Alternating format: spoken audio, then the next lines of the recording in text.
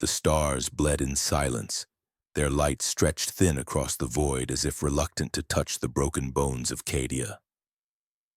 Once, its world fortresses had burned with the fire of defiance, their cannons roaring against the endless tide of chaos. Now only fragments drifted in the cold, ruins of a dream that had dared to defy eternity. The Eye of Terror breathed like a wounded beast beyond, its storms of unreality casting shadows upon the wreckage, whispering of those who had fought, who had fallen, and who had been forgotten. The galaxy did not weep for Cadia. Empires rose and perished as they always had. But there, among the debris of that final stand, something lingered.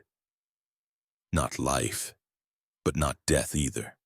An echo, a ghost. We are gathered now not merely to remember, but to wander with those shades that remain. For in truth, we love you and we care for you deeply. You walk with us into this tale not as bystanders, but as companions in its sorrow and grandeur. Before we step further into the ruins, tell us, where in the world are you watching from and what time is it there? Now take your coffee in hand and let us begin. He had once been flesh, once been crowned in the firelight of war and clad in the steel of command. Now he drifted like ash caught in an endless wind, a figure neither alive nor wholly gone. His eyes, if they could be called such, saw not with sight but with memory. Cities swallowed by flame, legions bending the knee, the raising of banners upon 1,000 conquered worlds. He remembered his empire as if it had been yesterday, though millennia separated him from its zenith. Yet in that remembrance lay torment, for every victory carried the weight of betrayal, and every oath once spoken now echoed hollow through the halls of eternity. Immortality had not been a gift. It had been a chain, a curse bestowed by powers whose laughter lingered still in the storms of the eye.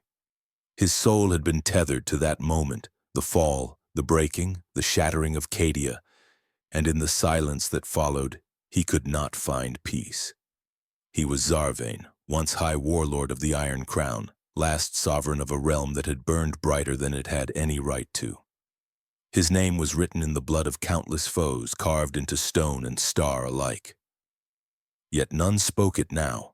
The galaxy had forgotten him. Only he remembered. But remembrance was no refuge. It was a battlefield of its own.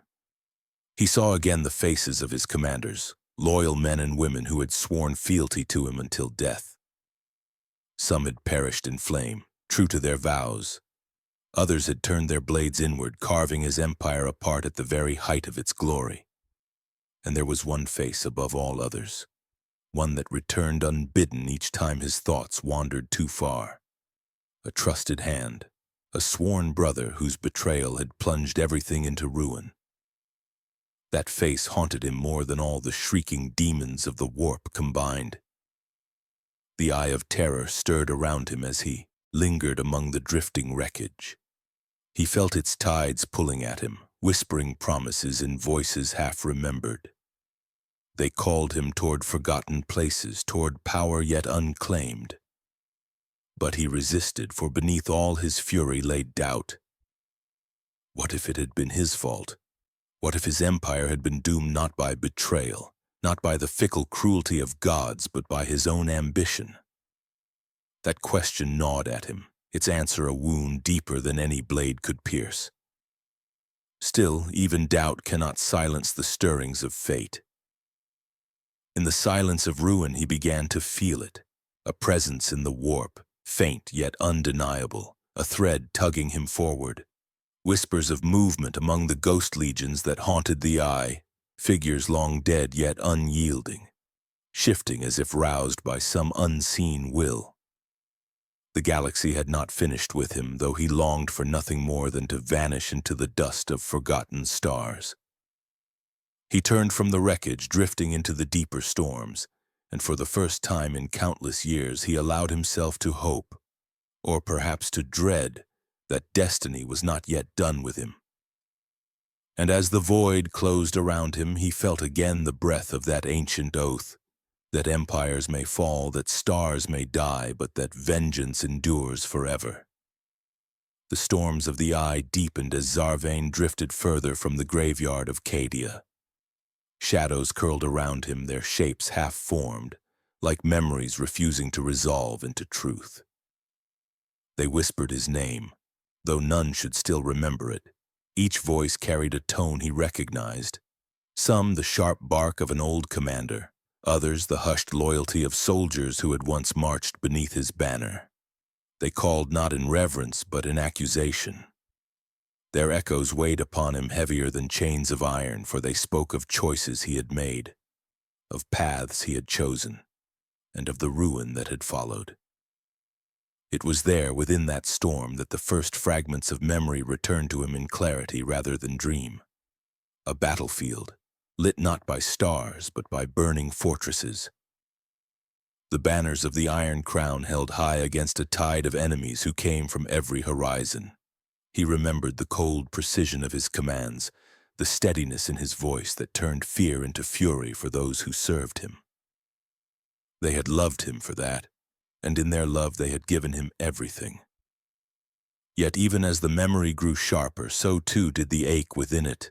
The moment the line broke, not from the strength of the foe, but from betrayal festering within his own ranks. He saw her again, General Kaelin, commander of his eastern fleets, her eyes bright with a faith that could move armies. She had been his protégé, a child forged in the crucible of his empire, raised up not for bloodline but for brilliance. She had sworn herself to him before all others, swearing that she would never falter so long as he stood. And yet, it was her fleet that had turned at the crucial hour. Her guns that had torn open the flank he had, trusted her to hold. He had never known why. Ambition? Fear? Or had she been promised something by the very powers that cursed him now? That question lingered like a poison, a wound that immortality could never heal. Zarvain recoiled from the memory, but the eye gave him no refuge. It twisted Kaelin's image into something grotesque, her flesh dissolving into shadow, her voice hollow as she mouthed the words she had once spoken in loyalty. I will not falter. Yet in the storm those words warped into mockery, echoing as I will betray. He reached out as if to silence the vision, but his hand passed through it, scattering the shadow like smoke. Even as the image faded, another rose. Not Kaelin this time, but Serac, his old rival upon the Council of War. Where Kaelin had betrayed in action, Serac had betrayed in silence, withholding the aid that might have saved the capital. Zarvain remembered the council chamber, its vast dome lit by firelight and the roar of countless debates. Serac had stood across from him, tall, unyielding, his words sharp as blades. He had argued against every campaign, every expansion, every act of defiance against the creeping shadow of the Eye. He had called Zarvain reckless, accused him of gambling not only with their empire but with the lives of every man and woman under their command. Perhaps he had been right. Perhaps by refusing to yield, Zarvain had condemned them all. The memories bled into one another, not in sequence, but as a storm of faces, accusations, and betrayals. He drifted through them as if drowning, each one tearing another fragment of him away. Yet amid the storm of bitterness there were moments of light. He remembered not only betrayal, but loyalty, soldiers who had stood until their bodies broke, voices that had cried his name even as the sky burned, and there, in the heart of it all, the single voice he had never been able to silence. It belonged not to a commander or rival, but to the one he had once loved, the only person before whom he had set aside his crown of war. Her name was Elindra. She had been no warrior, no commander, but a scholar of the stars, one who had warned him of the tides of fate long before the ruin came. She had begged him to slow, to turn his empire inward, to protect rather than expand. She had spoken of balance, of patience, of how no power, no matter how vast, could stand if built upon endless conquest. But he had not listened. He had been too consumed by ambition, by the fire of empire, by the need to carve a legacy into the bones of the galaxy. And in the end, when the empire had fallen, so too had she.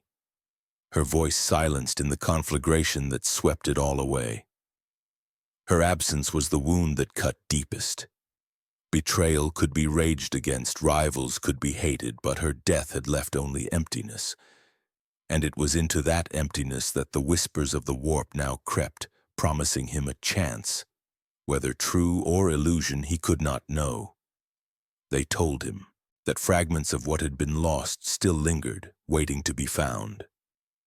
That the dead did not rest quietly within the eye, but were woven into its storms, their essence alive in ways mortals could not comprehend.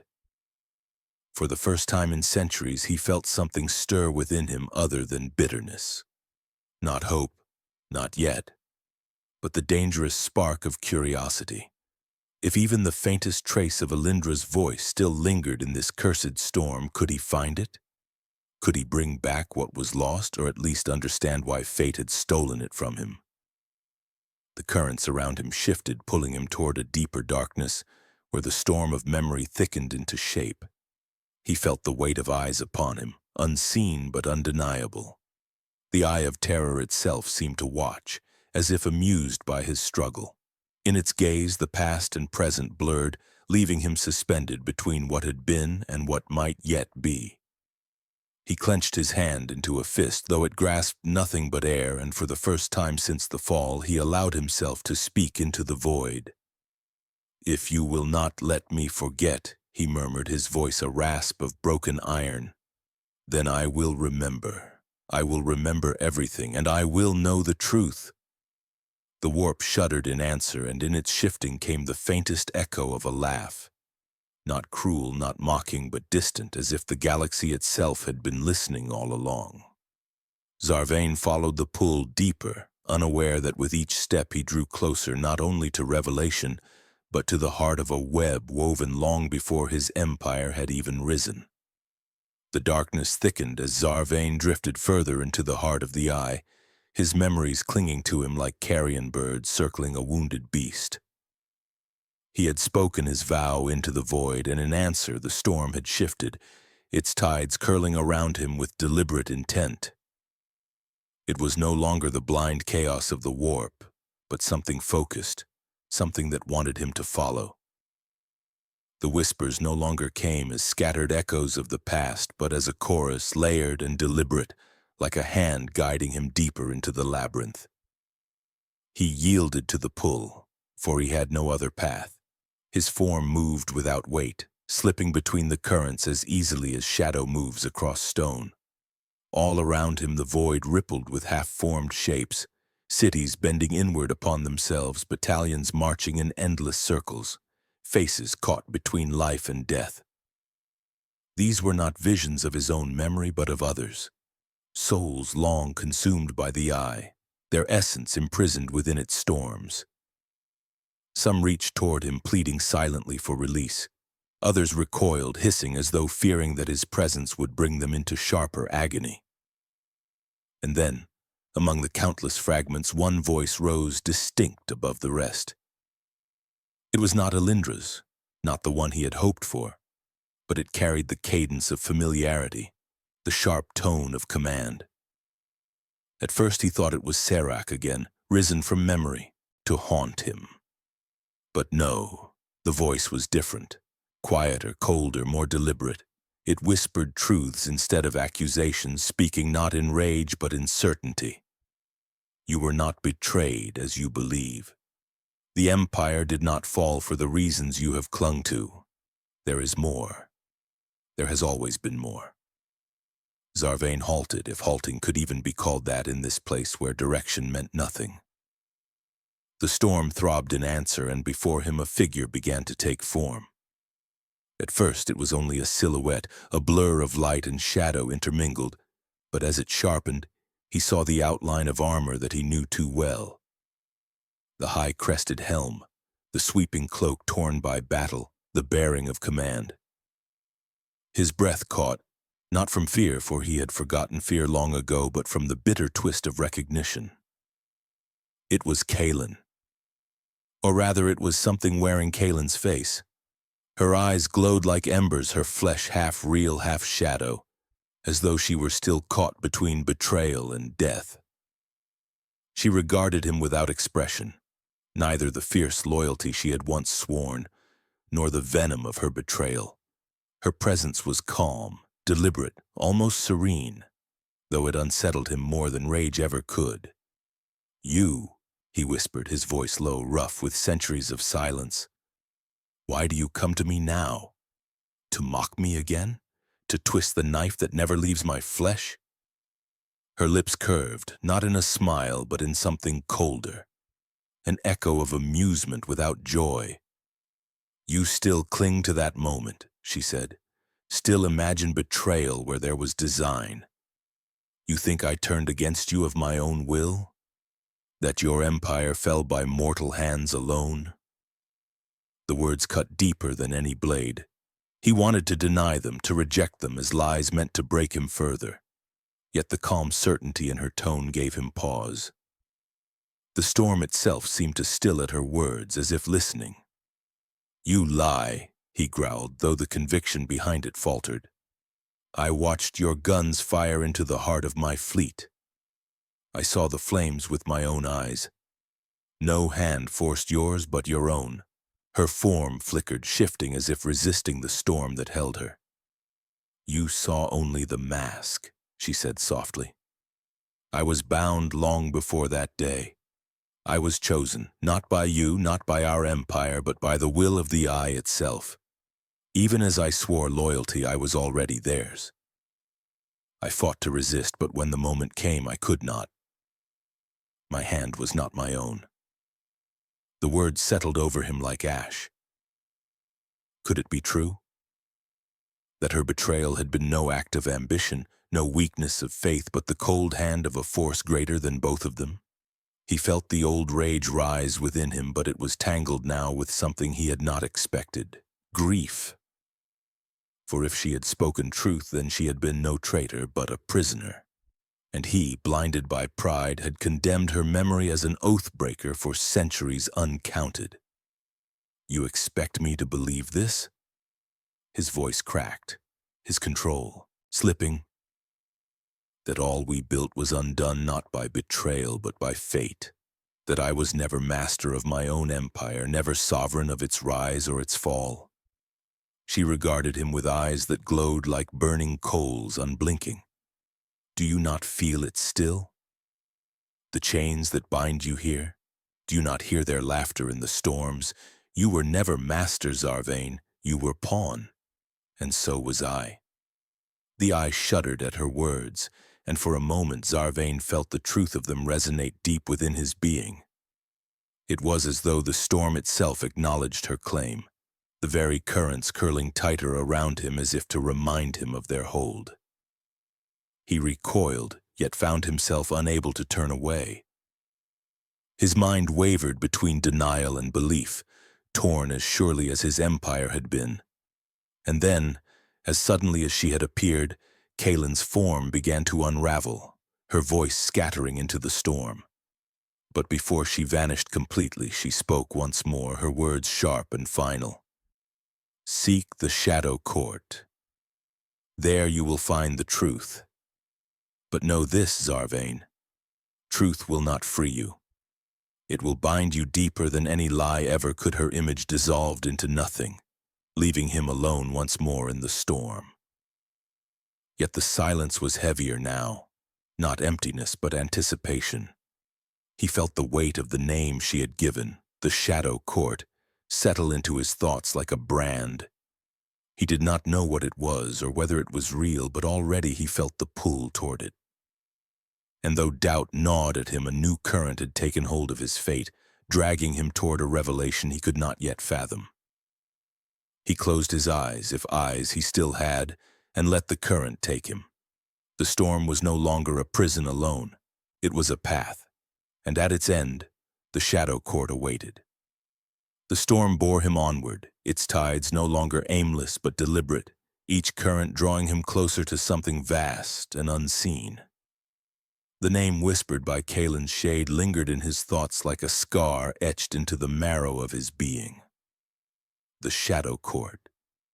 He did not know what it was, but the weight of it pressed upon him as though it had always existed, waiting for the moment he would remember. Around him the warp twisted into forms that suggested meaning but dissolved when looked at directly. Gates carved of bone, halls of shattered glass, thrones made of fractured light. The eye was shaping itself, preparing a stage for what lay ahead. Zarvane drifted across the shifting plain until at last the storm stilled. He found himself standing, or something like standing, upon a great expanse of blackened stone suspended in void. Above him no stars burned, only a ceiling of shadows shifting as though alive. Before him stretched a vast hall whose scale defied measure, its walls lined with shapes that at first seemed statues but moved subtly, betraying their presence as living things. He had arrived at the court. The air trembled with power, figures emerged from the gloom, their forms as varied as the fates that had brought them there. Some bore the regal bearing of kings long dead, their armor cracked but gleaming with spectral fire. Others were twisted husks, their bodies broken and remade 1,000 times, draped in remnants of robes or banners that had once commanded armies. Their eyes, whether of flesh or burning light, all turned to him. They regarded him not as stranger but as one expected, as though the storm itself had announced his coming. A voice rang out, cold and resonant, carrying across the vast chamber like the toll of an iron bell. Zarvane of the Iron Crown, at last you stand before us. He turned toward the speaker. Upon a throne fashioned from the interwoven bones of beasts and men alike sat a figure taller than the rest, draped in a cloak of shadows that writhed like serpents. Their face was hidden beneath a mask of gold, featureless save for 2 hollow eyes that burned faintly from within. Though the figure did not move, Zarvane felt its gaze pierce him, stripping away flesh, memory, and soul until only the truth of what he was remained. "You know my name," Zarvane said, his voice steady though he felt the weight of 1,000 unseen eyes pressing down upon him. "Then you know why I have come." The masked figure inclined its head slightly, the motion deliberate, ritualistic. "You came because the storm willed it. You came because the chains you wear have led you here. You seek truth though you fear it, and truth you shall have." The hall stirred as murmurs rose from the gathered shades. Some voices were mocking, others mournful, and still others filled with rage. They spoke in fragments, names and accusations, fragments of histories lost to the living. Zarvane recognized some of them, emperors from forgotten dynasties, warlords who had risen and fallen before his time, leaders who, like him, had thought themselves masters of their fate. Each bore the same mark, the curse of immortality bound to the eye. He stepped forward, defiance flickering within him. "If I am bound, then tell me by whom. Was it Kalen's hand guided by your will? Was it Serach's silence or the laughter of the gods? I would know who broke my empire and why I yet endure when all else has turned to ash." The masked figure rose from its throne, its presence filling the hall. When it spoke, its voice was not a voice at all, but a chorus, every tongue of every empire that had ever been speaking as one. It was none of them alone. It was all of them, and more. Your empire fell because it was meant to fall, just as theirs did, just as all do. We are the court of shadows, the council of those who built and lost, who were bound here to remember. We are prisoners of eternity, kept as mirrors for the folly of ambition. Zarvane felt the weight of their words settle like iron upon his shoulders. Yet within him the ember of defiance flared. "Then I am not as you. I will not be prisoner to remembrance. If I am bound, I will tear free. If I am pawn, I will make myself king again." A ripple of reaction swept through the hall. Some voices laughed bitterly, others fell silent, while a few whispered in tones of awe. The masked figure leaned forward, its faceless gaze locked upon him. "You think yourself different? So did we all. Yet here we remain, bound in the chains of memory. You will rage, you will defy, and in time you will join us in silence." But Zarvain stepped closer still, his form blazing faintly against the endless dark. "Then test me. Show me the truth, no matter how it burns. If I am to be chained, let me know the hand that forged my bonds." The figure regarded him in silence for a long moment and then raised a hand. At the gesture, the shadows of the hall parted, revealing a vision suspended in the air between them. Zarvain beheld not Cadia, not the fall of his empire, but something older, deeper. He saw a hand reaching from the storm, vast and indistinct, weaving threads of fate that spanned empires and ages. He saw himself among those threads, his rise and fall not a single strand, but part of a tapestry stretching across eternity. And in that instant, he understood. It had never been Kaelin's betrayal, nor Sarak's silence, nor even his own ambition that had destroyed him. It had been the design of something far greater, a design into which he had been woven long before his first conquest. His rage faltered, replaced by a cold, hollow clarity. He turned from the vision to the masked figure, his voice quiet.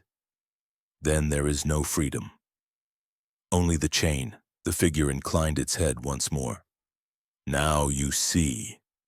But even as despair threatened to take him, Zarvain's hand curled into a fist. If the chain was unbreakable, then he would break the hand that held it. The silence after the revelation was heavy, as though the very stones of the hall waited to hear what he would say. Shadows coiled and whispered, the court murmuring in their endless chorus, feeding upon the despair that so often followed the unveiling of truth. Yet Zarvain stood unmoving, his defiance no longer blazing but smoldering, contained a quiet ember that refused to die. His voice, when it came, was measured, each word deliberate. "If the chain is eternal, then eternity itself must be my battlefield. If I am woven into the tapestry, then I will tear the threads until I find the hand that weaves them." The masked figure regarded him in silence, its hollow gaze unreadable. Around them, the gathered lords and shades shifted uneasily, some muttering mockery, others speaking in tones that carried something closer to hope, or perhaps envy. They had seen countless souls stand where Zarvain now stood, all proclaiming rebellion against fate, and all had bent or broken beneath the weight of the truth. Yet there was something different in him, a cadence that was not mere bravado, but conviction drawn from the scars of loss. The figure finally extended its hand, long and slender, its skin darker than void. From the air itself, a fragment of light was drawn forth, twisting into shape.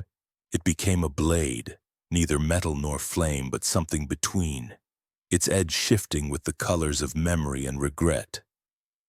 The figure held it out. "Then take this, Zarvain. It is the shard of remembrance born of our endless watching. With it you may cut through shadow and unveil the design beneath. But know this. Each truth revealed is a wound, and too many wounds will leave you hollow." Zarvain's eyes fixed upon the weapon. He hesitated only a moment before stepping forward and wrapping his hand around its hilt. The moment he did, the hall shook, as though the court itself recoiled at the act. Visions surged into his mind, flashes of forgotten battles, the deaths of empires, the laughter of gods who toyed with mortal ambition. He saw himself reflected not once but countless times in the faces of other kings, other conquerors who had sworn to defy the chain and had instead become part of it. His grip tightened, and he forced the storm of memory back into silence. The murmurs rose again, louder now. One voice among the shades spoke with bitter amusement. "He believes himself different." They all do. Another, softer, spoke in something close to reverence. Perhaps he is. The masked figure lowered itself back onto the throne. The path before you is open, but it is not one you will walk unchallenged. Beyond this hall lies the labyrinth of echoes where the storm bends and folds upon itself. There you will face not your enemies, but your own reflection cast in forms you cannot deny. Only those who endure its passages may ascend further into the eye's truth. Many enter, none return unchanged. Zarvain bowed his head, though not in submission. He slid the shard blade to his side, its strange glow pulsing faintly with each beat of his heart. Without another word, he turned from the court and began toward the vast archway that had appeared beyond the throne, its frame woven of shadows and the bones of dead stars. The shades whispered after him as he passed, their voices weaving together into a single susurrus of warning, pity, and longing. He did not look back. He had seen enough of the prisoners of eternity. He would not join them, not while the ember within him still burned. The archway swallowed him, and the world beyond shifted. The black stone floor dissolved into shifting glass, reflecting not his body but fragments of his past. He stepped forward, and the glass cracked beneath his foot, each shard rippling outward like water. Walls rose around him, infinite corridors spiraling into one another, each lined with mirrors that did not reflect him as he was, but as he had been. The conqueror with crown upon his brow, the betrayed lord with a blade in his side, the emperor gazing out over burning cities. The labyrinth of echoes had begun. Each step carried him deeper, and with each step the reflections moved. They did not mimic his actions, but acted of their own will, replaying moments twisted by memory. One mirror showed Kaelin not as betrayer, but as savior, striking down enemies in Zarvain's defense. Another showed Serac not silent, but speaking words of loyalty with tears upon his face. Another still showed Zarvain himself, not crowned in glory, but broken, kneeling in chains before a faceless master. The shards whispered, pulling at his mind, urging him to believe, to doubt, to fracture. He forced himself onward, blade in hand, though each reflection struck deeper than steel. At a crossroads of mirrored halls he found his path barred. There stood another Zarvain, yet not a reflection, but solid, real in form and presence. This one bore the crown still, the iron crown that had once marked his dominion. His armor was unbroken, his eyes alive with triumph. When he spoke, it was with Zarvain's own voice, proud and unyielding. I am what you were meant to be. I am the king eternal, the empire unbroken. Cast aside your rebellion and join me. Together we shall rule as the gods themselves. Zarvain raised the shard blade, its shifting light cutting across the mirrored hall. His voice was low, steady. You are not what I was meant to be. You are the lie I told myself to bear the weight of chains. The crowned Zarvain smiled, a smile that carried both sorrow and cruelty. Then strike, and see if you can slay yourself. And in that endless hall of echoes, blade met blade, and the storm itself seemed to hold its breath. Steel met shifting light, the clash reverberating through the mirrored halls like thunder trapped within glass.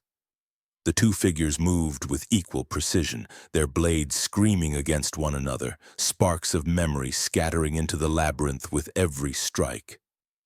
Zarvain found himself not merely crossing weapons, but battling against the embodiment of everything he once craved: the crown, the empire, the unbroken dominion.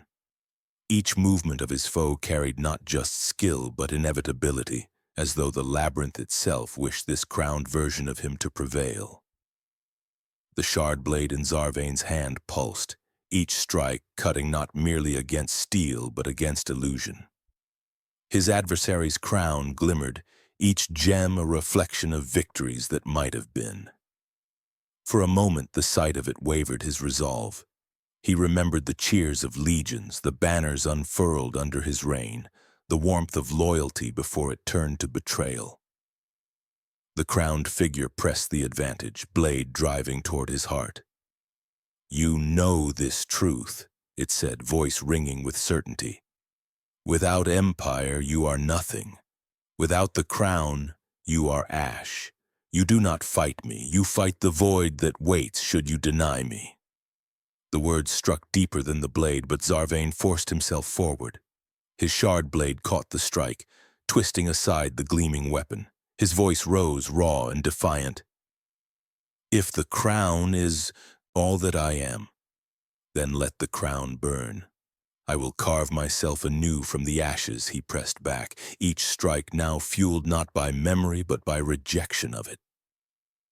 The crowned version faltered for the first time, its eyes narrowing as though feeling the weight of being unchosen. The labyrinth responded, the mirrored walls shuddering, their images fracturing. In some, Zarvain saw his enemy falter and die. In others, he saw himself collapsing instead, blade shattered, dreams broken. The labyrinth offered no certainty, only possibility, and each shard of glass whispered that one truth could become another. Still he fought, relentless. At last, with a final surge, he drove the shard blade deep into his reflection's chest. Light burst forth, not of blood, but of memory unraveling. The crowned figure's face twisted, not in pain, but in recognition. "If you slay me, you must carry the burden I bore." Then it dissolved, scattering into the labyrinth like dust upon the storm. Zarvain staggered, gasping, his arm trembling from the effort. The shard blade burned faintly in his hand, heavier now, as though weighed with the memory he had conquered. The crown that had gleamed so brightly in his enemy's grasp appeared at his feet, shattered, each fragment reflecting an empire lost. He did not reach for it. Instead, he turned away and the labyrinth shifted again. The mirrors grew darker, their images warped. No longer did they show triumph or betrayal, but emptiness. Realms devoid of life, worlds stripped bare. The whispers grew quieter, no longer taunting but sorrowful, as though mourning futures that could never be. The path narrowed, leading him toward a vast chamber at the labyrinth's heart. There the glass floor rose into a dais of fractured light, and upon it stood a figure unlike any he had seen before. It was not a reflection of him, nor of any ally or foe he had known. Instead, it was formed entirely of shifting shards, countless fragments of memory and possibility drawn together into the shape of a man. Its voice was not singular but a chorus, every word spoken in 1,000 tones at once. "You have rejected the crown, but can you reject the self? For here lies not what you were, but all that you might yet become." The figure's form shifted, fragments rearranging into visions of Zarvain triumphant, Zarvain broken, Zarvain forgotten. He saw himself leading endless wars, himself kneeling in penance, himself consumed by the storm until nothing remained. The figure advanced, its blade a weapon forged from every possibility at once, impossible to anticipate. Each strike came as if from every direction, every future. Zarvain struggled, his shard blade clashing against a foe that was not bound to one truth but all truths. Each impact sent visions flooding into him, some glorious, some horrific. He fought not just with his body but with his will, forcing himself to stand against the onslaught of what might be. For every strike he parried, another truth demanded to be acknowledged. His arm ached, his mind burned, yet still he endured. At last he realized the truth the labyrinth demanded of him. He could not slay possibility, nor could he embrace it fully. He could only choose. With a cry that shook the mirrored halls, he drove his shard blade not against his foe, but into the glass floor itself. The labyrinth screamed as the blade split the dais, shattering the unity of the fragments. The figure of possibilities dissolved into countless shards, scattering into the storm. The labyrinth fell silent. The mirrors no longer reflected endless echoes, but only him, Zarvan, scarred and weary, standing alone with blade in hand. The storm beyond the glass grew clearer, as though the labyrinth's illusions had been peeled away. The path forward revealed itself, a stairway of light descending into darkness deeper still. He did not hesitate. Each trial had carved him further from what he was, stripping crown, memory, and possibility alike. All that remained was the ember that refused to die, and it drove him onward into the heart of the storm where the true architect of the chain awaited. The stairway of light stretched downward, each step dissolving behind him as though the labyrinth itself sought to erase his path. Zarvain pressed forward, his grip on the shard blade steady despite the weight it bore, the echoes of memory still clinging to its edge. The silence was vast, oppressive, and yet he felt the storm close around him, not wild now but watchful, as if the tempest itself awaited what he would choose to become. At the end of the descent, the light dimmed, fading into a chamber so vast it seemed carved from the very marrow of eternity. The air was heavy, dense with presence, and in the heart of that darkness stood a throne wrought not of stone nor gold, but of chain. Each link writhed faintly, alive, shifting as though it breathed. They coiled together, binding form into form, until at last the shape of a figure emerged, seated upon the throne. Cloaked in shadow, crowned with links of rusted iron, it lifted its head as Zarvain entered. Its voice was low, layered, as if spoken by countless mouths. You have walked the storm, broken reflection and possibility alike, yet still you come seeking truth. Tell me, wanderer, do you believe you are free? The question hung heavy. Zarvain said nothing, but his silence was answer enough. The figure rose, and with it the chains shifted, dragging across the floor like serpents of iron. Each movement rang with memory, for in the rattle of those links he heard not only his own past, but the echoes of countless others. Empires bound, kings undone, soldiers marching not of will, but of compulsion. The throne was no seat of power, he realized, but a prison, and the figure upon it was as much bound as it was master. The shadowed figure extended a hand. In its grasp appeared a blade forged of links, each segment bound by the next, unbroken. Freedom is an illusion, it said. Choice is a chain, every decision binding you to what follows. I am not your jailer, Zarvain. I am the sum of all choices made, the inevitability you cannot sever. Strike at me and you strike at yourself. The weight of its words pressed against him like the storm's own fury. But Zarvain tightened his grip on the shard blade. Chains may bind, but they can also break, he said, though his voice carried more defiance than certainty. The figure moved, and the clash was thunderous.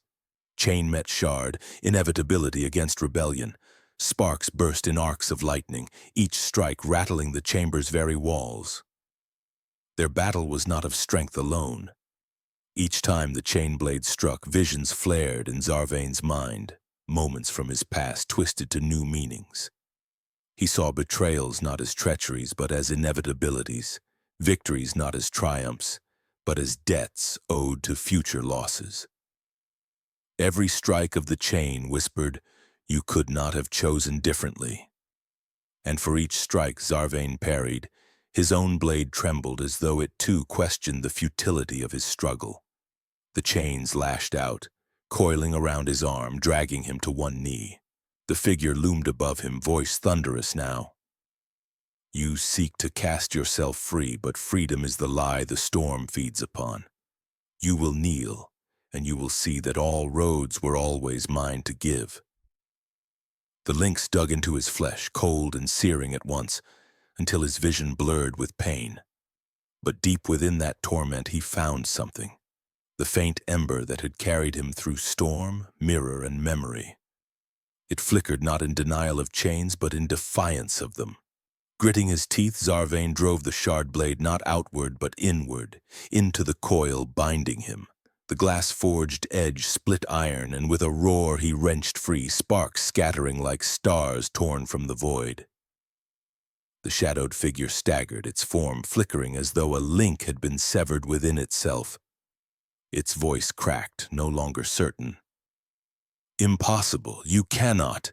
Choice cannot be undone." Yet the chains writhed now in panic, recoiling from Zarvain as if they feared his defiance. He rose, breath ragged, his blade alight with the storm's fury. "Then let the storm bear witness," he said, each word steady despite the weight pressing against him.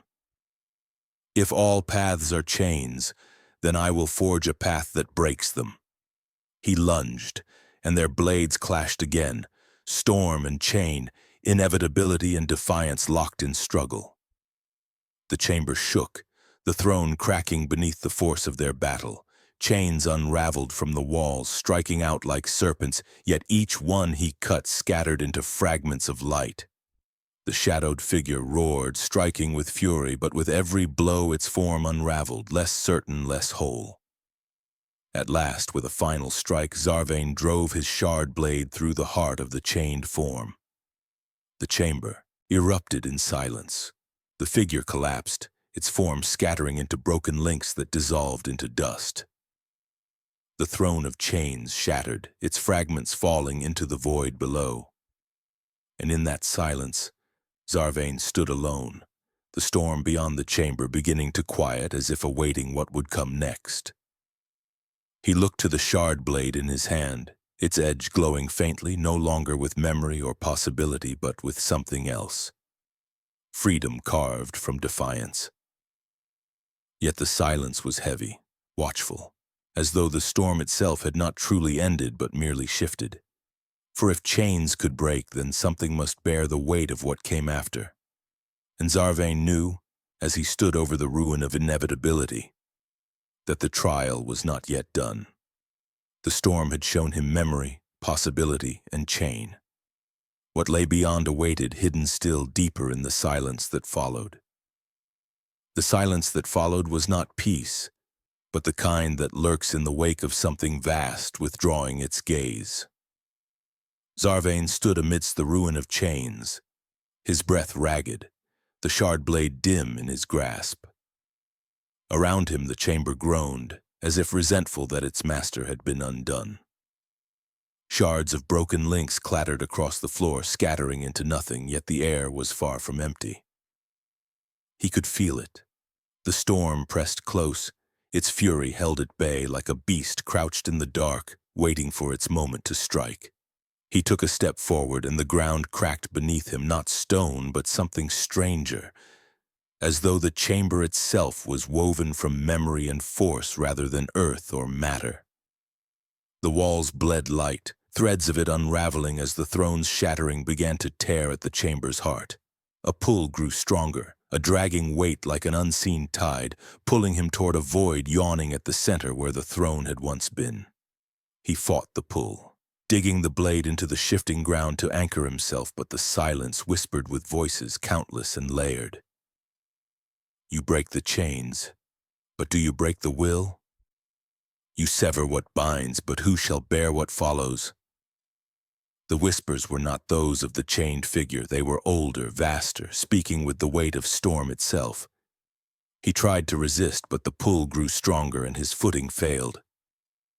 With a wrenching force, the ground collapsed and he was dragged downward into the void. There was no fall, no motion. Only an instant of crossing, like stepping from one breath to the next. And then he stood in a place unlike any he had seen before. The storm did not rage here, nor did silence reign. Instead, all was still, a plain stretching endlessly, covered in ash and faintly glowing embers, as though an empire had burned here long ago. The sky was hollow, a void streaked with veins of dim light, and the air reeked faintly of smoke, though no fire burned. Zarvain's blade pulsed faintly in his hand, not with memory now, but with unease. He moved forward cautiously, the ash crunching beneath his boots, and with each step the world seemed to shiver, reshaping itself. Towers of bone rose in the distance, then collapsed into dust before he could reach them. Armies of shadow marched across the horizon, their ranks dissolving as soon as he looked upon them. It was a land of echoes, of things that had been or might yet be, half born and half forgotten. And in the center of that plain, he saw it, a figure waiting, motionless. Unlike the chained warden, this one bore no crown of iron, no weight of links. It was draped in pale robes, its face hidden beneath a hood, its hands clasped before it. When Zarvain drew nearer, the figure lifted its head slightly, though still its face was shadowed. Its voice was not thunder nor whisper, but calm, unyielding. You have walked the storm, you have broken mirror, memory, and chain, yet still you search. Do you understand what you seek? Zarvain tightened his grip on the shard blade, his voice steady, though the plane itself seemed to listen. I seek truth. Not reflection, not inevitability, truth unbound. The hooded figure inclined its head slightly as though in recognition. Then know this. Truth is not given, it is born. It is weight, it is wound, it is burden. To know it is to carry it, and to carry it is to be remade by it. Are you prepared to bear what none before you have endured? The air shivered, and in that tremor Zarvain felt a warning. The storm beyond this place had not ended. It was being drawn here to this ash-born plain. He could feel its pulse beneath his feet, the beating heart of something colossal preparing to unfurl. Yet the hooded figure stood calm, unmoved, as though it had been waiting countless ages for this moment. I have borne memory, Zarvain said, his voice low. I have fought inevitability. Whatever truth is, I will not turn from it. The figure lifted a hand, and the plain shook. Ash scattered, revealing beneath the ground not earth but countless bones layered endlessly, bleached white by ages unseen. An empire's worth, perhaps more. The embers flickered, and the sky above cracked with lines of lightning. Then you must bear the storm's heart, the figure said. Only in its heart lies truth. But know this, truth does not grant freedom. It demands cost. The plain split open, and from its depths rose something vast. A shape coiled in shadow, scales glimmering faintly as though forged from night itself. Wings of smoke unfurled, blotting out what remained of the dim sky. Its eyes opened, twin suns of pale fire, and the heat of its breath swept across the plain, turning ash into flame. A dragon colossal beyond comprehension, wrought of storm and silence alike. The hooded figure lowered its hand, voice steady as ever. This is the storm's architect. Not beast, not god, but truth clothed in form. Defeat it, and you may claim the truth you seek. Fail, and you will become another ember among countless others. Your defiance forgotten, Zarvain stared upward, the shard blade trembling faintly in his hand as the dragon's gaze locked upon him. There was no roar, no fury, only inevitability in its silent stare. The storm had tested him with reflection, with memory, with chain. Now it revealed its core. The plain burned around him, embers rising into the void above as the dragon spread its wings. The storm was no longer watching from afar. It had come for him, whole and unbound, and Zarvain knew there was no path back, no escape. Only the trial that waited within the heart of fire. The dragon's gaze bore into him, vast and unyielding, a weight so immense it seemed to press against his very marrow. Zarvain felt as though the world itself had narrowed to that stare, twin suns of pale fire that stripped away pretense, shield, and flesh alike. The plain quaked beneath the beast's presence, every ember flaring brighter as though caught in the rhythm of its breath. Ash swirled upward into the void, carried not by wind but by the will of the storm itself. Zarvain steadied his breath, the shard blade humming faintly in his grip. Its edge flickered with memories, echoes of battles won and lost, but for the first time those voices did not threaten to overwhelm him. They rallied, coalesced into a single pulse of strength. He raised the blade, its light dim compared to the dragon's burning eyes, yet steady, unyielding. The storm had tested him before with illusions and chains, but now it stood before him in form, demanding not just defiance but proof. The dragon moved, not with fury but inevitability, as though its every motion had already been written in the fabric of this place. A single sweep of its wing sent towers of ash and bone tumbling into fire. The air itself convulsed, a shockwave tearing toward him with the force of mountains breaking. Zarvain threw himself forward, the blade raised high, and the world shuddered as steel met storm. The impact did not rend flesh, it tore through him, a flood of visions battering his mind. He staggered but did not fall. He saw empires crumble in silence, kings clawing at thrones as their crowns turned to ash. He saw oceans boil, their depths emptied into void, and stars dim until nothing remained but endless night. The dragon's heart was not rage, it was truth, stripped bare of mercy. To stand before it was to stand before inevitability itself. Zarvain gritted his teeth, driving the blade forward. Sparks burst where its edge scraped the dragon's hide, not tearing scale, but carving into the storm that clothed it. Each strike sent a jolt through him, not of pain, but of revelation, every blow unlocking another torrent of visions. He felt his will fray, the weight of ages threatening to crush him, but still he pressed on. The beast opened its jaws, and what spilled forth was not flame, but silence so absolute it scoured the plain clean. The embers winked out, bones dissolved, and even the hooded figure that had stood watching vanished like smoke. Zarvain felt the silence pierce him, strip him, unravel him.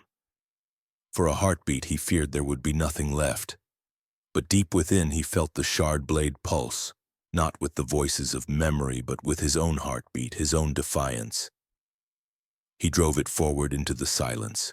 The plain erupted with light, not the harsh blaze of flame, but a steady glow, warm and unyielding, as if the countless embers scattered across the ash had ignited at once. The dragon recoiled, its eyes narrowing, wings folding in as the light pressed against it. The silence wavered, cracking like glass under strain. And in that break Zarvain heard not the storm's whisper nor its roar, but his own voice, clear and resolute. I will not be your echo. I will not be your end. I am my own truth. The dragon surged forward one final time, its form unraveling as it came, not beast but storm, not scales but force given shape. Its vastness collapsed upon him, a tide of inevitability that sought to consume. He braced himself, driving the blade upward with both hands, and the world shattered. When his vision cleared, he was no longer on the plain of ash. He stood upon a ridge overlooking a vast horizon, the sky above no longer hollow but alive with clouds streaked in crimson and gold. The storm still roared in the distance, but it no longer pressed against him. It circled, restless, as though held at bay. The shard blade gleamed faintly in his hand, no longer a vessel of memory, but something more. A fragment of the truth he had wrested from the storm's heart. The hooded figure stood beside him once more, though less solid now, its form wreathed in fading light. You have endured, it said, its voice quieter, as though spoken from far away. You have carried the storm's weight, though only in part. But the path is not ended. What you bear now will call to others, those who seek, those who fear, those who would claim what you have taken. The storm is not defeated. It waits, patient, eternal. It will return. Zarvain turned his gaze toward the horizon, where the storm coiled like a serpent, vast and waiting. His grip tightened on the blade, the pulse within it echoing his own. He knew the truth was not an end, but a beginning, and that his defiance had set something into motion far greater than himself. The plain of ash was gone. The silence was broken. Yet the storm lived on, and its gaze, though withdrawn, had not forgotten him. The horizon stretched before him, endless and uncertain, its vastness carrying both promise and foreboding. Zarvain's chest rose and fell with steady breaths, though every inhalation seemed heavier than the last, as if the very air resisted him. The shard blade hummed faintly in his grasp, no longer a cacophony of voices but a single quiet rhythm, his rhythm. Yet beneath that calm lay a depth of power that made his veins burn. The storm had marked him, and though its fury had retreated, he felt its watchful presence linger beyond sight. The ridge on which he stood overlooked a world still scarred.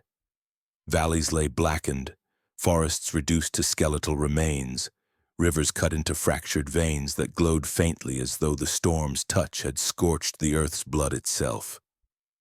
The silence here was not the suffocating void he had endured, but the kind that follows devastation, waiting, tense, expectant. He could not shake the thought that even the land itself was holding its breath, wary of what might come next. Behind him, the hooded figure remained, its shape dimmer now, flickering like a candle in a shifting wind. "The truth you carry," it said, its voice a low murmur that seemed to move with the air, "is not only your burden. Others will feel it. Others will come. The storm's reach is vast, and in claiming this shard, you have not lessened it. You have called it to you." Zarvain turned, his eyes narrowing. "Then it is not finished." "No." The figure's form thinned further, strands of light unraveling from its outline. "The storm is never finished. It circles, it waits, it devours in time. What you have done is torn a piece from its endlessness, and in so doing you have drawn its gaze upon you in ways no mortal can endure forever. It will not strike immediately, but when it comes, it will not come for you alone. It will come for all." The weight of those words settled into him. He looked again at the horizon, at the red-gold clouds streaking across the sky, at the faint shimmer of light that still clung to the edge of the world where the sun had not yet vanished. It should have been beautiful, but in his eyes it was fragile and temporary. A storm's shadow did not leave, it only lengthened. The shard blade pulsed once more, and with it visions bled into his sight. He saw distant cities cloaked in spires of white stone, their towers casting long shadows as banners flickered in uneasy winds. He saw markets bustling, unaware of the storm curling beyond their horizons. He saw halls where kings and scholars argued, their voices sharp with ambition and fear.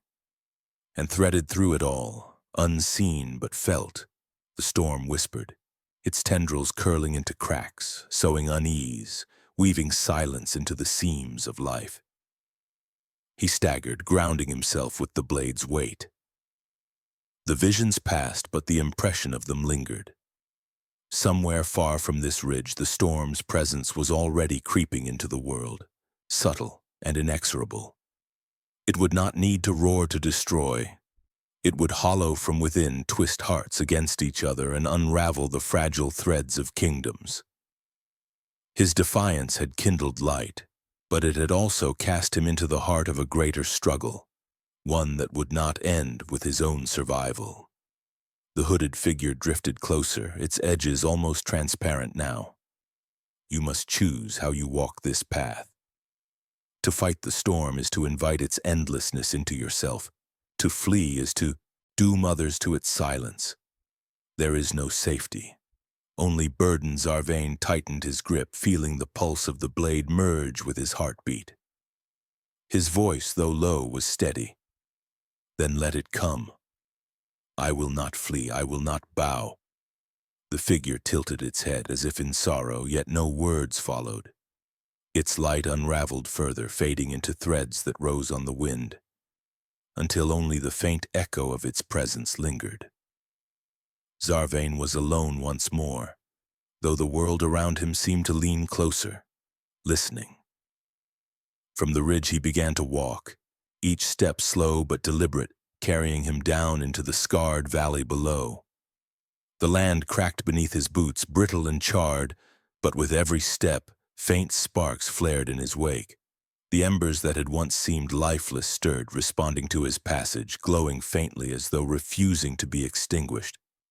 He glanced back only once, noting the small trail of light that marked his path. A sign, perhaps, that even in ruin defiance could ignite what the storm sought to silence. But as he pressed onward, a sound broke the stillness. The faint cry of something not born of storm or silence, but of life. It carried from the shadow of a fractured hill, weak yet undeniable. Zarvain paused, instincts tightening. He followed the sound carefully, blade low but ready, until he came upon a hollow carved into the rock. There, amidst the ash and ruin, a child lay. Dust streaked its face, its breath shallow, but its eyes opened at his shadow, wide with fear and faint hope. Zarvain's chest tightened. Against all odds, life had endured even here. He sheathed the blade and bent low, lifting the child gently. It was light, fragile, a whisper of existence in a world trying to erase such things. The shard blade pulsed once faintly, not in warning but in resonance, as though it too recognized the significance. Zarvain rose, the child cradled in his arms, and for the first time since he had stepped into the storm's heart, the weight on him shifted, not lessened, but changed. The storm sought silence, inevitability, the end of all voices. Yet here was proof that life still resisted, still endured. As he carried the child into the valley's broken light, the horizon stirred. Far off at the edge where land and sky blurred, the storm coiled anew. Its gaze was patient, eternal, watching him. But Zarvain did not falter. His path was no longer only his own. The valley stretched outward, scarred and hollow, yet alive with the faint pulse of surviving life. Zarvain moved steadily, the child in his arms a fragile heartbeat against the vast emptiness. Each step carried him deeper into a land reshaped by fire and storm, the ash beneath his boots crisp yet strangely yielding. The shard blade at his side hummed faintly, no longer a weapon alone but a measure of the power he bore. It was a reminder. The storm had not ended. It had only been held at bay. As he descended, the landscape began to shift. The distant cities he had glimpsed in visions now emerged on the horizon, skeletal remnants of spires and walls blackened by the storm's touch. Yet among the ruin there were flickers of life. Figures moved cautiously through shattered streets, tending to one another, carrying the wounded, salvaging what remained. Their eyes lifted at his approach, wary and uncertain, reflecting both hope and fear. He felt the weight of their gazes as though he carried not only the child, but the fragile thread of survival itself. A woman stepped forward from the ruined square, her cloak torn, dust streaking her face, her hands trembling. "Who are you?" she demanded, voice strong despite the tremor beneath it. Her eyes fell to the child cradled in his arms. "Where? How did you?" "I bear what remains," Zarvain said, his voice low but steady, "and I will not let it be taken by the storm." He lowered the child, letting her see the small living form, its eyes blinking up at the sunlight that filtered through clouds streaked with crimson.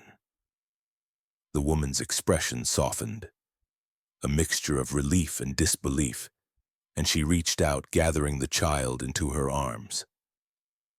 "Then you are more than I feared," she whispered, voice trembling with awe. "The storm. It has touched everything, yet you carry it here, and still you walk." Zarvain's gaze swept across the ruins. He could see the survivors now moving toward him, cautious but drawn by some unspoken recognition of his defiance.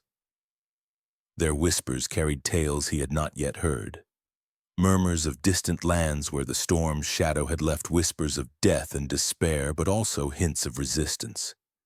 He realized that his journey, though personal, had begun to ripple outward.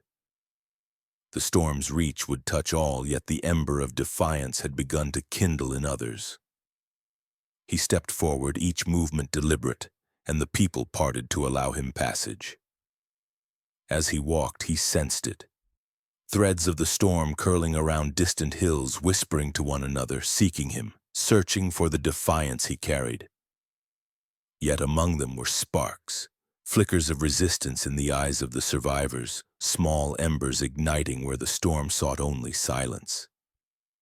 A faint wind stirred, carrying with it the scent of ash and smoke, and with it, voices. Not the storm's endless whisper, but human voices raised in prayer, in caution, in resolve. They spoke of leaders fallen, of cities lost, yet of hope still held. Zarvain's steps slowed as he listened, realizing that the world was not yet claimed entirely by inevitability. There were fractures in its dominion, openings that could be held, nurtured, protected. The woman beside him spoke again, her voice firmer now. You bear the shard, and with it the storm's memory. But you are more than the storm fears. Perhaps you can show us how to endure, how to resist. Her eyes searched his, seeking guidance, yet finding only determination tempered with the weight of knowledge. Zarvain nodded, feeling the pulse of the blade at his side resonate with the rhythm of the world around him. The storm had shown him its heart, had tested him with mirrors, chains, and the weight of possibility. He had survived, but the true challenge lay beyond the battlefield of self. It lay in the world, in the hearts of those who would face the storm after him. He walked among the survivors now, moving through the shattered streets, feeling the ember of their lives flicker in tandem with his own resolve. Somewhere beyond the horizon the storm stirred, patient, eternal, yet the world was not yet its silence. Zarvain's path was no longer solitary, though it remained perilous. The shard blade hummed faintly, a promise and a warning, and he understood that to carry this truth was to accept its weight, to guide what could survive through the endless reach of the storm. Above, the crimson-streaked clouds shifted, light and shadow intermingling as if the sky itself were hesitant, watching, waiting. Zarvain paused, lifting the blade slightly to catch the glimmer of sunlight upon its edge. The storm had tested him, and he had endured. Yet the horizon remained uncertain, and with every step forward he would walk between hope and ruin, bearing the weight of those who had survived and of those yet to be tested. The remnants of the valley stirred as Zarvain pressed onward, carrying not only the shard blade but the unspoken weight of every life that had survived the storm's initial fury. The survivors moved cautiously beside him, their steps hesitant, yet gradually gaining confidence as they sensed his purpose. Children clung to the hands of their parents, elders steadied themselves against splintered walls, and those who had been lost to despair found faint threads of resolve in the quiet determination of the one who had defied inevitability itself. The shard blade pulsed with a quiet, insistent rhythm, attuned now not only to Zarvain's heartbeat but to the flickering embers of life around him.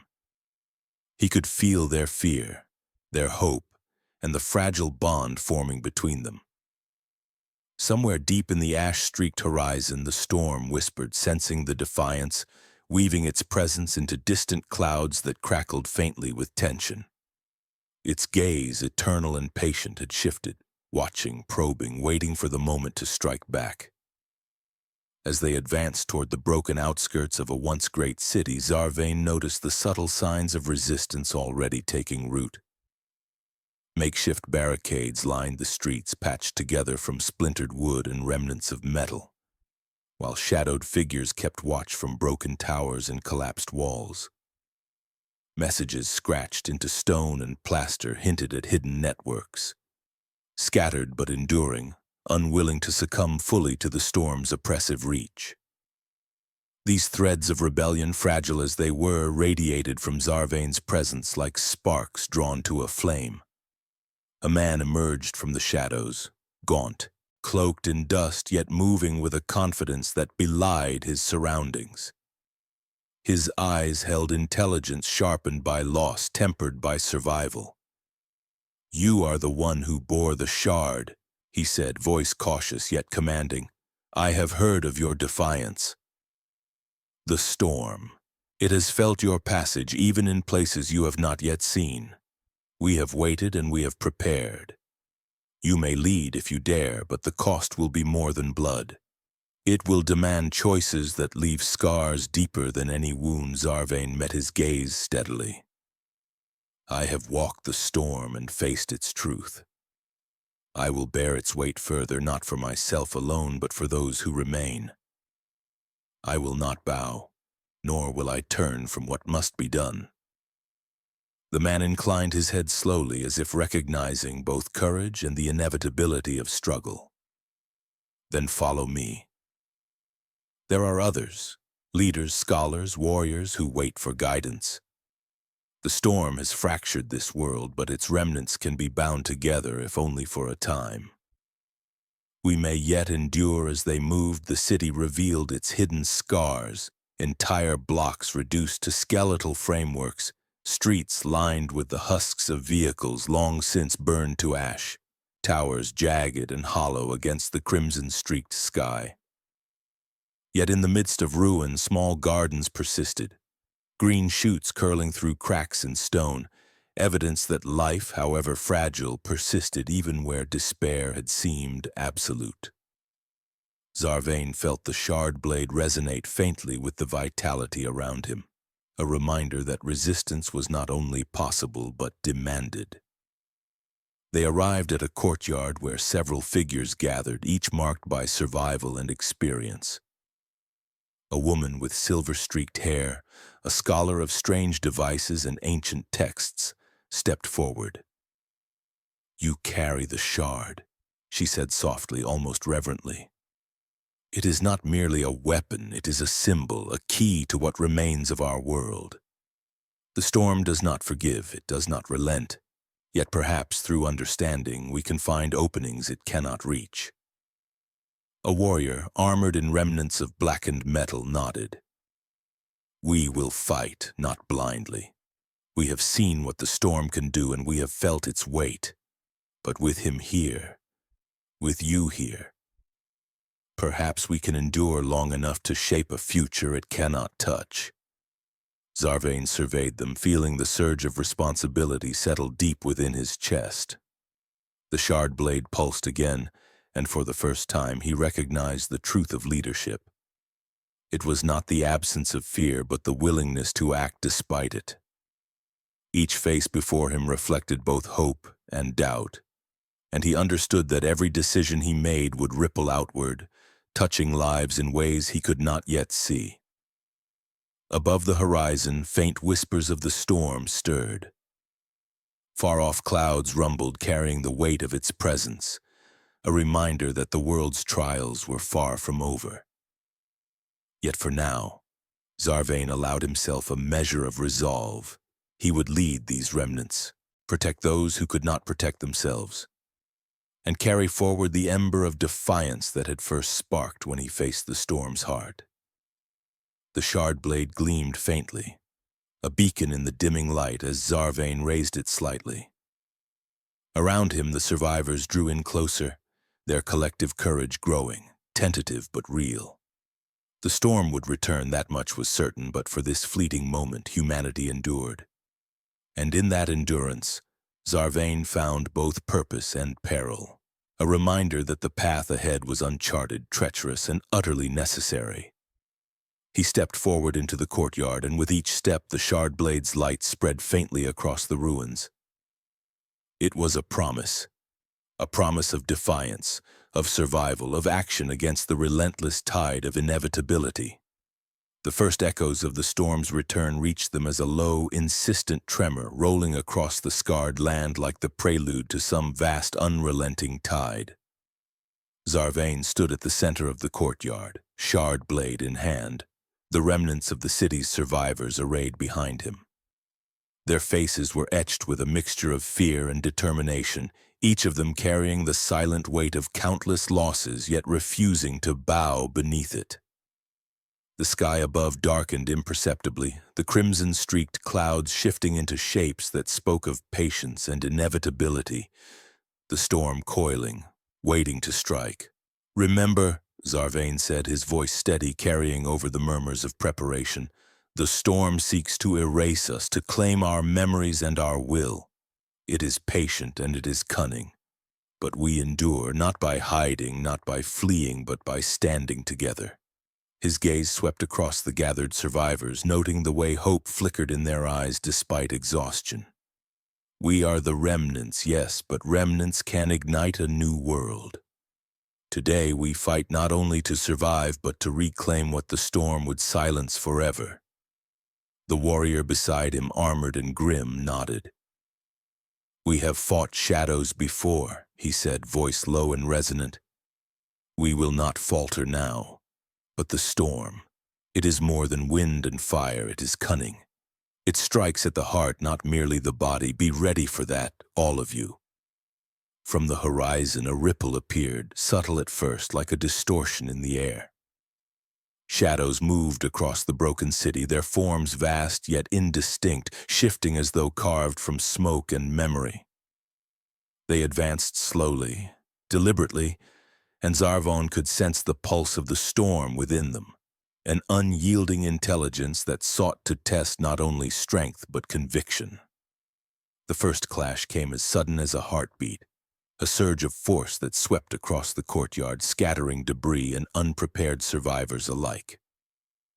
Zarvane raised the shard blade, its edge glowing faintly against the shadowed forms, and met the advance. The blade did not cut in the usual sense. It seemed to carve reality itself, drawing the storm's energy into a resonance it could not fully control. The shadows recoiled, faltered, yet pressed forward relentlessly, an unending wave of pressure and expectation. As the battle unfolded, Zarvane found himself at the center, not merely striking but holding, not merely defending but enduring the weight of inevitability itself. Each movement of the shard blade sent ripples through the air, countering the storm's tendrils, forcing the advancing shadows to fracture, to hesitate. Behind him, the survivors rallied, their courage bolstered by his defiance. They wielded scavenged weapons, improvised tools, and raw determination, each act of resistance a testament to the ember of life that still refused to be extinguished. But the storm's test was not only external. In the midst of the fray, Zarvane felt visions again, blinding flashes of what could be, cities reduced to nothing, allies turning upon one another in fear, betrayals seeded before they could even be conceived. Every choice he made seemed to stretch across multiple futures, each path fraught with peril. The shard blade hummed, vibrating with the potential of those outcomes, and he realized that to wield it fully he would have to embrace not only the fight against the storm, but the burden of foreknowledge itself. A shadow surged closer, more distinct than the others, its shape vast and serpentine, scales of smoke glinting faintly as though forged from darkness itself. Its eyes burned with the twin suns of pale fire, a reflection of the storm's heart. Zarvane braced, feeling the pressure of inevitability pressing against him from all sides, both within and without. He met its gaze, and in that instant he understood. To survive, he could not merely strike. He had to stand unbroken even as the storm sought to unravel him from within. The shard blade pulsed violently, casting arcs of light across the courtyard. Zarvane advanced, and with each strike the shadow twisted, writhing, retreating slightly as the weight of human defiance pushed against it. Behind him, the survivors held the line, their fear transmuted into a fragile, burning courage. The battle was not yet won, but for the first time Zarvane felt the storm hesitate, its patience tested by the unyielding will of those who refused to yield. And then, amidst the clash, a voice echoed, not from the storm, not from the shadows, but from within the shard blade itself. To endure is not to conquer. To wield is not to escape the cost. Choose and bear the burden. Zarvane paused, blade raised, sweat and ash coating his brow. He could feel the eyes of the survivors upon him, the pulse of the storm's heart pressing in from the horizon, and the infinite weight of possible futures stretching before him. He knew in that instant that every choice from here on would shape not only survival but the very essence of what remained of this fractured world. With a steadying breath, he lowered the shard blade slightly, his voice ringing across the battlefield. Then we endure together, not for victory alone, but for what cannot be silenced. Stand with me or fall, but know that we will not yield.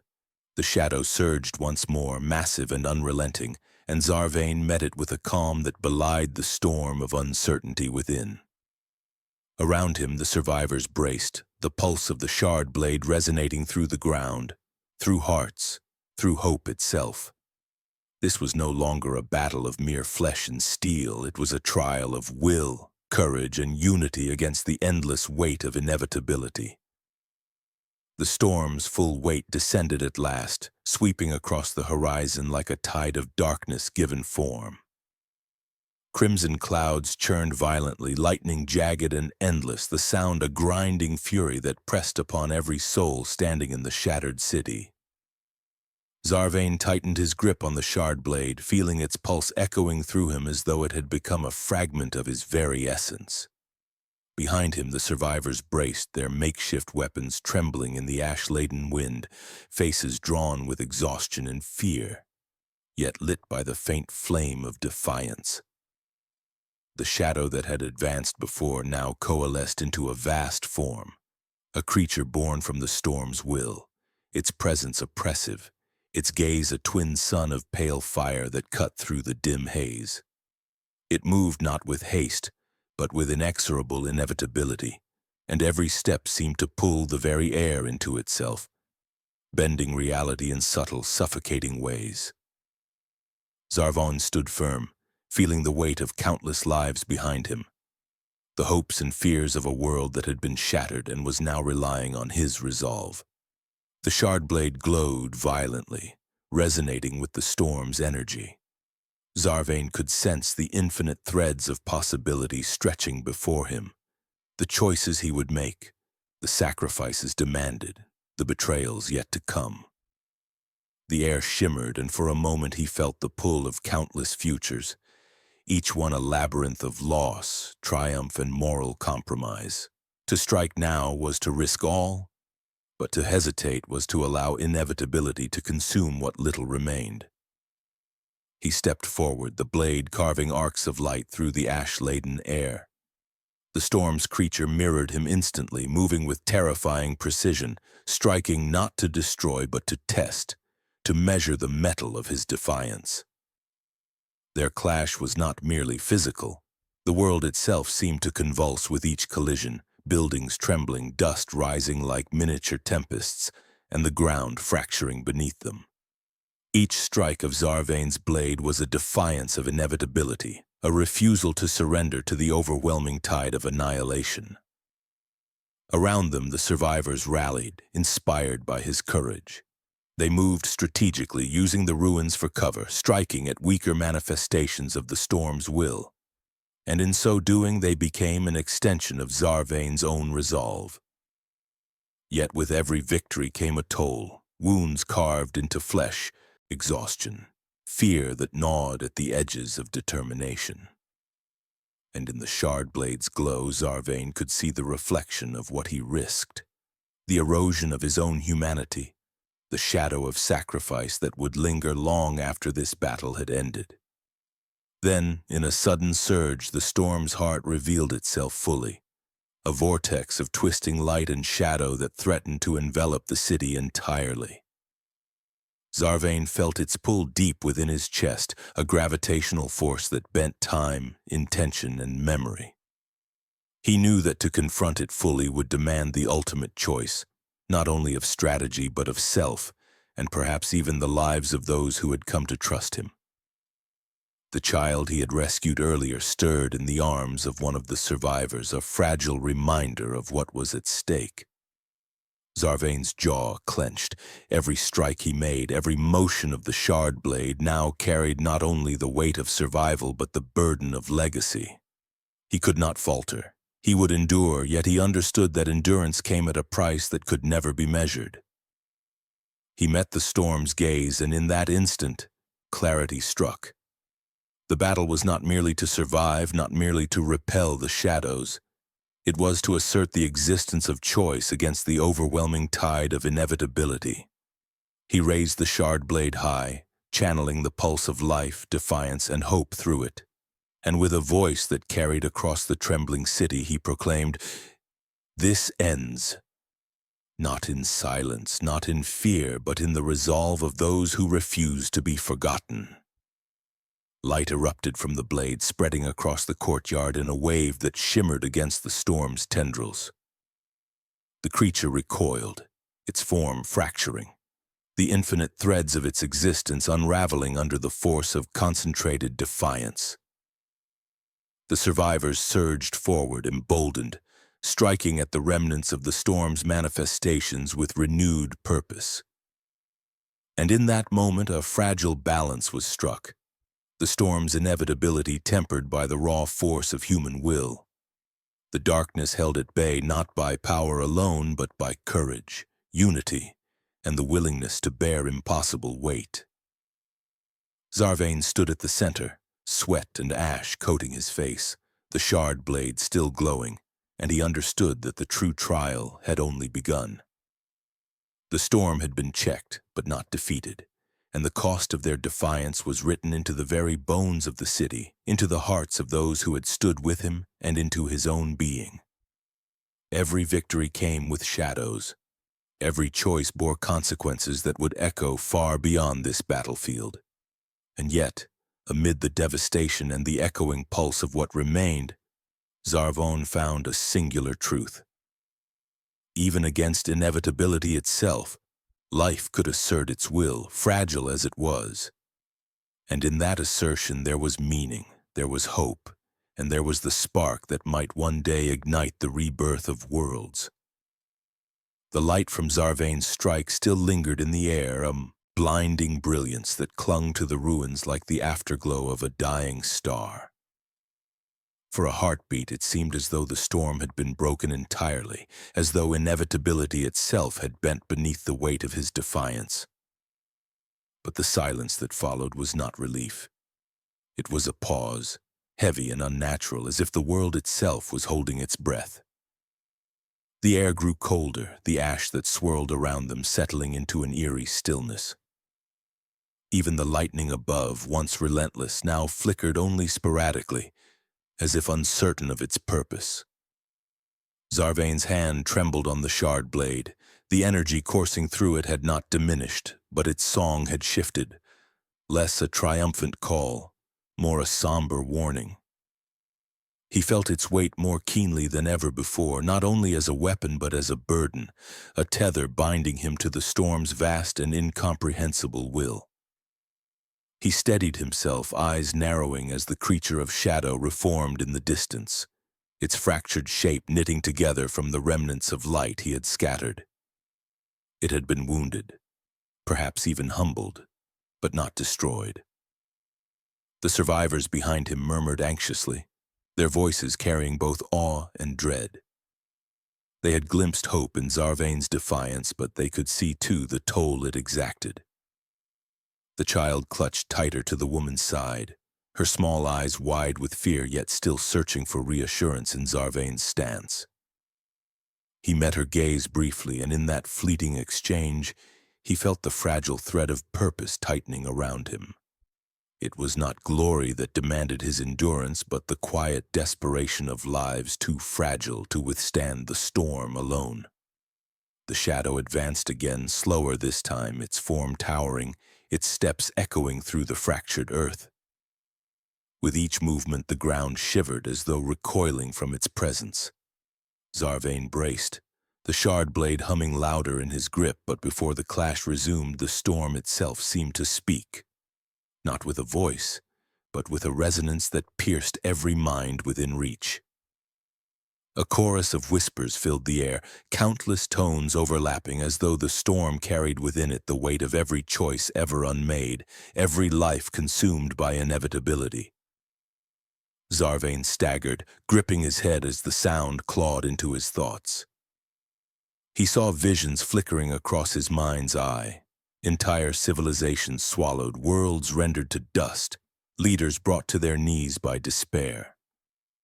He saw himself in those visions not once but many times, standing against inevitability and failing, always failing, his blade shattering, his people falling, his own soul swallowed by the dark tide. The storm was not merely a force, it was a memory, an eternal cycle of futility made manifest, and it sought to drown him in its truth. He clenched his teeth, forcing the visions back, his grip on the shard blade anchoring him. The pulse of the weapon cut through the storm's whispers like a single clear note, piercing an endless cacophony. He remembered what he had proclaimed moments before, that this would not end in silence or fear. He could not allow himself to bend, not here, not now. Drawing a ragged breath, he raised the blade again and stepped forward, pushing against the oppressive weight that sought to press him to his knees. The clash resumed, more violent than before. The shadow's strikes came heavy, each one cracking stone, shattering walls, sending shockwaves that hurled debris across the ruined streets. Zarvain met them blow for blow, his body screaming with exertion, his muscles tearing under the sheer force of resistance.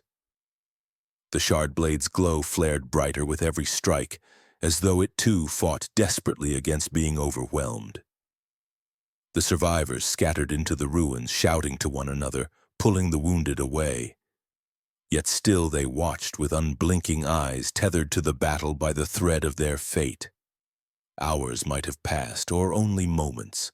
Time blurred in the fury of the storm. The courtyard became a crucible of destruction, every building around them collapsing into ruin, the very earth splitting open into jagged scars. Zarvain's breaths came ragged, each one torn from his chest like a confession.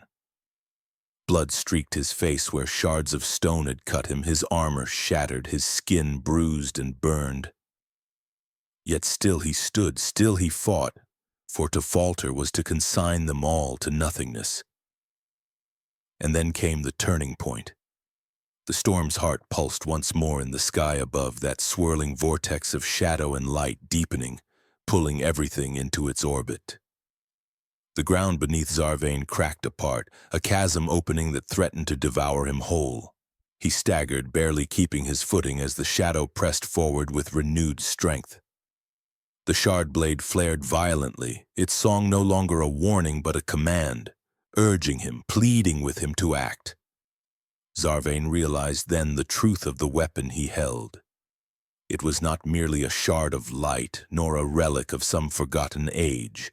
It was a fragment of will, forged from the sacrifices of countless souls who had stood as he did now.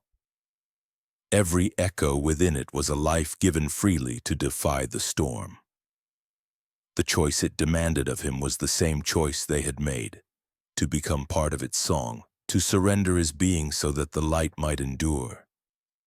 The weight of that realization struck him like a physical blow. To give himself to the blade would mean victory, perhaps even survival for those behind him. But it would also mean erasure. No memory, no legacy, only a single note added to an eternal symphony of defiance. His knees nearly buckled under the choice. The storm pressed closer, its whispers intensifying, offering him another vision. Himself walking away, surviving, keeping his humanity intact, allowing the survivors to scatter into the wasteland while he sought another path. It promised him freedom from sacrifice, painted it as wisdom rather than cowardice. But then his eyes found the child again, clinging desperately to the woman's side, her small hand gripping tightly as if to anchor herself to the world. He thought of the lives already lost, the voices that had fallen silent in the ruins, and he knew. The storm roared, its tendrils lashing outward, but Zarvain raised the shard blade high, his voice raw, defiant, unbroken. "If I am to be forgotten," he cried, "let it be in light, not in shadow." The blade answered, erupting into brilliance that tore the sky apart. Its glow became a beacon, piercing through the heart of the storm, unraveling its whispers, scattering its tendrils like ash in the wind. The shadow shrieked, not in sound, but in the silence that followed, as though inevitability itself recoiled from the force of his will. Light cascaded outward, engulfing the ruins, shielding the survivors, burning away the oppressive weight that had suffocated the world. For the survivors, it was salvation. For Zarvain, it was the end. His body dissolved into the radiance, his voice joining the endless chorus within the shard, another note in the eternal defiance against the storm. The last thing he felt was not fear nor despair, but a strange, quiet peace. The knowledge that his choice had mattered, that even against inevitability, he had carved a moment of meaning. The storm retreated, broken and diminished, leaving the sky fractured but clear. The survivors collapsed in the silence that followed, tears streaming down faces hardened by loss, their gazes fixed on the place where Zarvain had stood. The shard blade lay at the center of the courtyard, dim now, its light flickering faintly, waiting for the next hand that would be brave enough to lift it, to bear its weight, to continue the song. And in the silence, amid the rubble of a world reborn from defiance, the child whispered into the still air, her voice trembling but certain, "He will not be forgotten."